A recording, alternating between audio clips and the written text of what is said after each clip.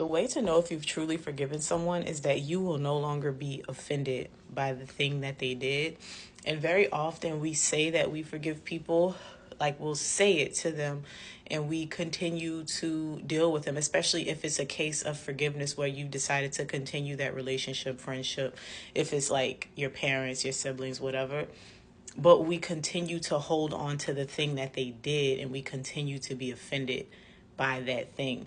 And if you find yourself in that place where it's like, I say that I've forgiven this person, but every time that I'm with them, I'm still thinking about the thing that they did, or I'm assuming that they're going to offend me in the same way, or I'm looking at them funny, you probably haven't really forgiven them. And the way around that is to consider the fact that you have offended other people in a way that you want forgiveness, and we're all just human.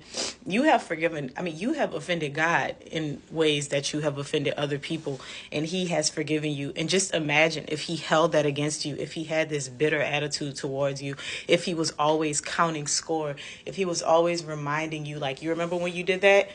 But He doesn't. He cast those things into the sea of forgetfulness. So you need to work on doing the same thing, because we're called to forgive, because we also want to be forgiven.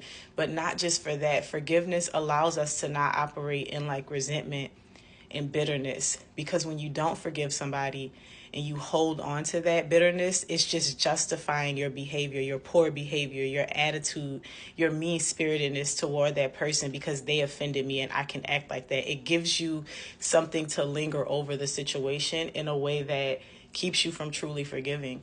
So if you feel that way, I would challenge you to just sit with that today. It's not something that's easy. You might have to pray to God for it to help you to forgive, because we can be that way where we don't want to forgive. We want to hold on to things so that we can have ammunition, but I encourage you to let it go today.